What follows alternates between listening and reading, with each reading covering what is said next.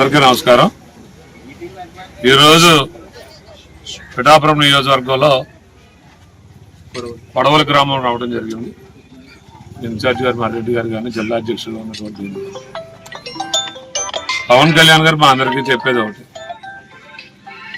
పిఠాపురం నియోజకవర్గంలో ఉన్నటువంటి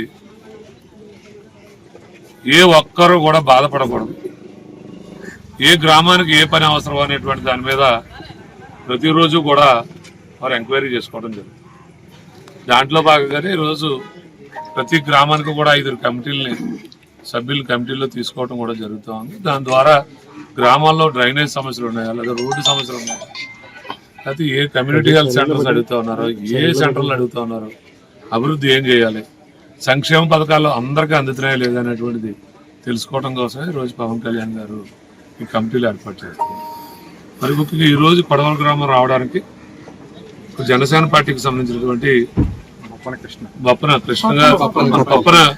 కృష్ణ గారు ఎలక్ట్రికల్ షాక్ కొట్టి మొత్తం చాలా ఒళ్ళంతా గాయాలవడం జరిగింది. మొన్నే మరి రెడ్డి గారు అక్కడ జీజీహెచ్ ఆసుపత్రి సిబ్బందితో మాట్లాడడం, మెరుగైన వైద్యం కూడా చేయడం జరిగింది. మరి కుటుంబ సభ్యులు కూడా మంచిగా మాకు చికిత్స అందిందని చెప్తా ఉన్నారు. మేము అందరూ రావటం, మా జనసేన పార్టీ నాయకులు కార్యకర్తలు అందరూ కలుపుకుని కొద్దిగా మాకు తోచినంత చిన్న ఆర్థిక సహాయం చేయడంతో పాటు వారి కుటుంబానికి ఆధారపడటం జరిగింది పవన్ కళ్యాణ్ గారు తరపున. మరి అందరూ ఆనందం. అలాగే గ్రామం వచ్చాం కాబట్టి గ్రామంలో ఉన్నటువంటి వివిధ సమస్యలు, డ్రైనేజీ కొద్దిగా బాగోలేదని చెప్తా ఉన్నారు. పంచాయతీ సిబ్బందితో మాట్లాడడం, అలాగే ఇక్కడ ఎప్పటి నుంచో అనాది నుంచి ఉన్నటువంటి రామాలయం అంటే అడుగుతూ ఉన్నారు. ఇవన్నీ పరిస్థితులను బట్టి చేయడానికి వీలుంటుందని ఇక్కడ గ్రామస్తులు చెప్పడం జరిగింది.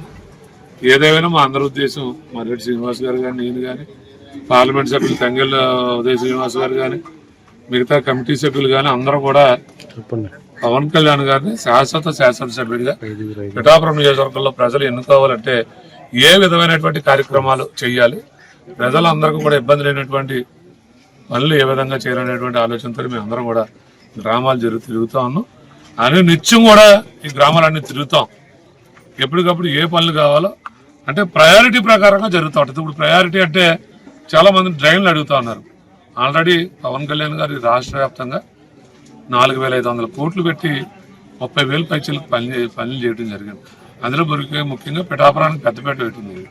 రేపు నెక్స్ట్ ఫేజ్లో డ్రైన్స్ వేస్తూ ఉంటాం. డ్రైన్స్ తర్వాత చాలా మంది సామాజిక భవనాలు కావాలి, చిన్న ఫంక్షన్ హాల్ల కింద మధ్యతరగతి కుటుంబీకులు చిన్న ఫంక్షన్లు చేసుకుంటామని అడుగుతాం.